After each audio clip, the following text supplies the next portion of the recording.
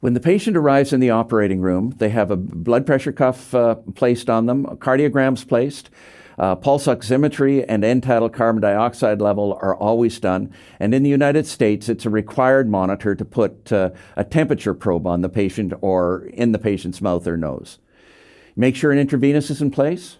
Give a small dose of a drug such as fentanyl, 1 to 3 micrograms per kilogram is what I normally use.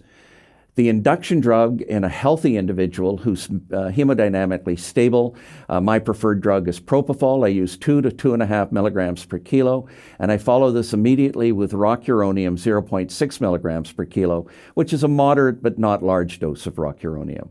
When I'm doing a patient that requires neuromuscular blockade, I often use a nerve stimulator, such as the one shown in this picture. It's hooked up to the forearm. The current is adjusted through the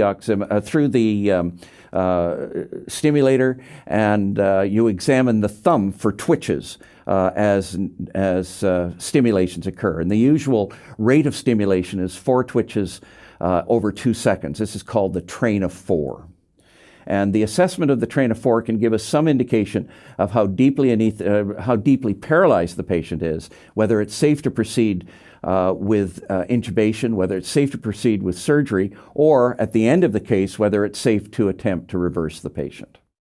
I've mentioned bag and mask ventilation a number of times in these lectures, and this is what it looks like. Basically, the bag is on the anesthetic circuit. You've seen that in previous pictures. The mask is just a standard medical mask. It's placed over the patient's face to produce a seal around the nose and the mouth. The thumb and forefinger force the mask down over the face. The middle finger and other fingers lift the chin up, and it's important to pull the chin right up. And you can see that this anesthesiologist is bagging with his or her right hand while positioning the patient's face and head so that it's easy to ventilate the patient. These are laryngeal mask airways. These devices are meant to sit above the glottis, so not through the cords of the patient, not into the trachea, but above the trachea, and they hold the epiglottis up and hopefully, if they're perfectly in position, look right down through the cords into the trachea of the patient. The beauty of this device is that even when it's not perfectly positioned, it's often usable. And you can get out of a lot of trouble using this device, even in situations where you're having great difficulty with intubation. This is how it works.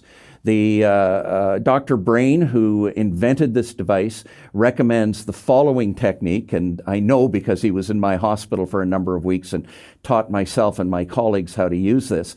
Basically, he thinks that you should deflate the cuff of the laryngeal mask, push it down while you're deflating it so it's completely flat, and then take your index finger, put it down right under the lip of the cuff, and pass the device into the mouth, putting firm pressure on the palate as you proceed into the back of the airway. And it's basically this motion, kind of back and then forward again. And you can push the laryngeal mask right down into the upper airway, and you can see the mask is in place.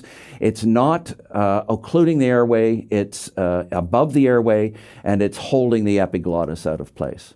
It's very useful. These are standard laryngoscope blades. The blade on the right is a Macintosh blade. Most of us use the Macintosh blade pretty much routinely. The blades on the left are the Miller blade.